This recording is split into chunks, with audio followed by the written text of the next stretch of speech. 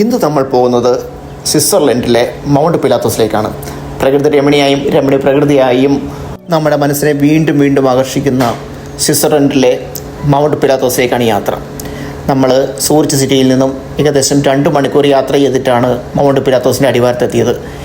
ഇവിടെ വന്നതിന് ശേഷം നമ്മൾ ടിക്കറ്റ് എടുത്തു. ഈ മൗണ്ടിൻ്റെ ഏറ്റവും ടോപ്പിലേക്കുള്ള യാത്ര തുടരുകയായി. ഇവിടെ എത്തുന്നതിന് മുമ്പുള്ള ഏകദേശം ഒരു 1.5-2 മണിക്കൂറത്തെ ബസ് യാത്ര, അതിനെപ്പറ്റിയാണ് ആദ്യം പറയേണ്ടത്. ഇവിടെ എത്തുന്നവരെയുള്ള കാഴ്ചകൾ, നമ്മുടെ ബസ്സിൻ്റെ 2 സൈഡിലൂടെ ഇരുന്ന് കാണുന്ന കാഴ്ചകളുണ്ടല്ലോ, എല്ലാം വളരെ സൂപ്പറാണ്.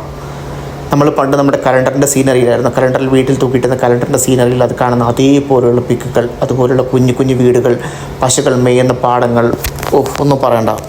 വരുന്ന വഴിക്ക് റോഡല്ലാണ്ട് ഒരു മണ്ണിൻ്റെ ഒരു ഭാഗങ്ങൾ പോലും കാണാനില്ല. എല്ലായിടത്തും പച്ചപ്പ്, അപ്പുറത്തും ഇപ്പുറത്തും ആൽപ്സ് പർവ്വത നിരകൾ, അതിൻ്റെ പകുതി ഭാഗം മഞ്ഞ് മൂടിയതും മറ്റു ഭാഗം സൂര്യപ്രകാശം ഏൽക്കുന്ന സ്ഥലത്തെ മഞ്ഞ് പയ്യെ ഒലിച്ചൊലിച്ചിറങ്ങുന്നത് നമുക്ക് കാണാൻ പറ്റും. ഇവിടുന്ന് മുകളിലേക്ക് പോകുന്ന കേബിൾ കാറിൽ ഒരു പ്രാവശ്യം 4 പേർക്കാണ് യാത്ര ചെയ്യാൻ പറ്റുക. ഇഷ്ടംപോലെ കേബിൾ കാറുകൾ അങ്ങോട്ടും ഇങ്ങോട്ടും പോയിക്കൊണ്ടിരിപ്പുണ്ട്. വരിക, ടിക്കറ്റ് എടുക്കുക, ക്യൂ നിൽക്കുക, യാത്ര ചെയ്യുക. ഏകദേശം ഒരു 3/4 മണിക്കൂറോളം പിടിക്കും നമുക്ക് ഇതിൻ്റെ മുകളിലെത്താൻ. മൗണ്ട് പിലാത്തോസിൻ്റെ നെറുകയിൽ നിന്ന് തിരിച്ച് കേബിൾ കാർ വഴി ഇറങ്ങി വരുന്ന ആൾക്കാരുടെ മുഖഭാവത്തിൽ നിന്ന് എനിക്ക് വ്യക്തമാണ് ഈ ഒരു യാത്ര എന്നെ നിരാശരാക്കിയില്ലെന്ന്. കുറേ കാലത്തെ ആഗ്രഹത്തിന് ശേഷം ഒത്തിരി പ്രതീക്ഷകളോടുകൂടെ ഞങ്ങൾ 2 പേരും അതോടൊപ്പം ഞങ്ങളോടൊപ്പം ഈ കുട്ടിപ്പെട്ടിയിൽ യാത്ര ചെയ്യുന്ന അമേരിക്കയിൽ നിന്ന് 2 പേരോടും കൂടെ ഞങ്ങളും ഇതിൻ്റെ നെറുകയിലേക്ക് യാത്ര പോവാണ്. ഈ യാത്രയെപ്പറ്റി പറയുകയാണെങ്കിൽ ഇത്തിരി കാര്യങ്ങൾ പറയാനുണ്ട്. കാരണം നമുക്ക് ഇന്ത്യൻ പാസ്പോർട്ടിലുണ്ട്, നമുക്ക് ഷെങ്കൻ വിസ എന്തായാലും നിർബന്ധമായിരുന്നു. ഷെങ്കൻ വിസ എടുക്കാൻ വേണ്ടി ലണ്ടൻ പോയി. ആദ്യത്തെ പ്രാവശ്യം നമുക്ക് ഷെങ്കൻ വിസ, കഴിഞ്ഞ പ്രാവശ്യം നമ്മൾ ഷെങ്കൻ വിസ എടുത്തപ്പോൾ നമുക്ക് 3 മാസമായിരുന്നു കിട്ടിയത്. പക്ഷേ ഈ പ്രാവശ്യം നമുക്ക് എടുത്തപ്പോൾ 6 മാസം കിട്ടി. അതിൻ്റെ ഫസ്റ്റ് ട്രിപ്പ് നമ്മൾ ജർമ്മനിക്കാണ് പോയത്. ജർമ്മനിയിൽ നേരെ ബൈ ട്രെയിനാണ് സ്വിറ്റ്സർലൻഡിലേക്ക് എത്തിയത്. സ്വിറ്റ്സർലൻഡിൽ ഞങ്ങളൊരു ഒരു യൂത്ത് ഹോസ്റ്റൽ എന്ന് പറയുന്ന സ്ഥലത്താണ് അവിടെ സ്റ്റേ ചെയ്തത്. ഇവിടുത്തെ മിക്ക ആൾക്കാരും ഇംഗ്ലീഷ് നന്നായി സംസാരിക്കും. അതുകൊണ്ട് നമുക്ക് ട്രാവൽ ചെയ്യുന്നതിനും കുഴപ്പമില്ല. പക്ഷേ നമുക്ക് ഡേറ്റ പാക്ക് ഉണ്ടെന്ന് ഉറപ്പ് വരുത്തുക. ഞാൻ എൻ്റെ നെറ്റ്വർക്ക് അവിടെ ചെന്നിട്ട് വർക്കായില്ല. അവിടെ ചെന്നിട്ട് കുറേ പ്രശ്നങ്ങളായി. ഇപ്പോൾ എവിടെ പോകാൻ നമുക്ക് പറ്റാണ്ടായി. പക്ഷേ വൈഫിൻ്റെ ഉണ്ടായിരുന്ന ഫോണിൽ നെറ്റ് വർക്ക് ചെയ്യുന്നുണ്ടായിരുന്നു. അതുകൊണ്ട് ഏകദേശം സോർട്ടായി. ഞാൻ ഇവിടുന്ന് ഡേറ്റ പാക്കെല്ലാം ചെയ്തിട്ടായിരുന്നു പോയത്. പക്ഷേ എന്നിട്ടും വർക്ക് ചെയ്തില്ല. ഉയരങ്ങളിലേക്ക് പോകുന്തോറും നമ്മുടെ ചെവി പയ്യെ അടയുന്നുണ്ട്. അങ്ങ് താഴെ കാണുന്ന ഒരു കനാൽ കണ്ടോ, ഇവിടെ നിന്നുള്ള ഈ പർവ്വതത്തിൽ നിന്നുള്ള ഐസ് ഉരുകി താഴെ ഫ്രഷ് വാട്ടറായിട്ട് എത്തുന്നതാണ്. ഇതിൻ്റെ ടോപ്പ് വ്യൂവിൽ ചെന്ന് കഴിഞ്ഞാൽ ആ ലേക്ക് പൂർണ്ണമായിട്ട് സൂപ്പറായിട്ട് കാണാൻ പറ്റും. ഇതിന് ശേഷം നമ്മൾ നേരെ ആ ലേക്കിലേക്കാണ് പോകുന്നത്. അവിടെ ബോട്ടിംഗ് ഉണ്ട്.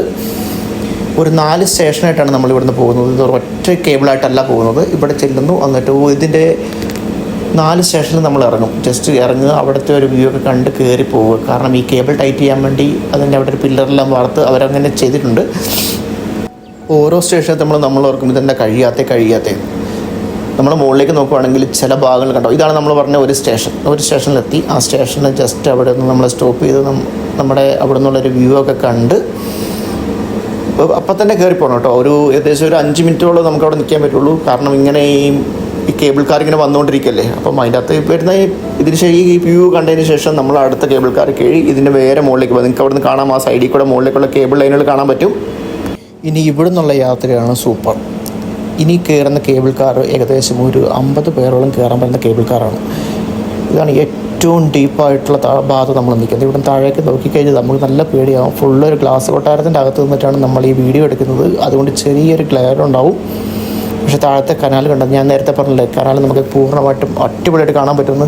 ഇനി ഓരോ സ്റ്റെപ്പുകളിലേക്ക് നമ്മളിങ്ങനെ മുകളിലേക്ക് കയറി പോയിക്കൊണ്ടിരിക്കുകയാണ്. ഇപ്പോൾ ഐസുണ്ട്. ഇപ്പോൾ ചെറിയ സമ്മർ സ്റ്റാർട്ടായതിനാൽ ഐസ് ഉരുകിക്കൊണ്ടിരിപ്പുണ്ട്.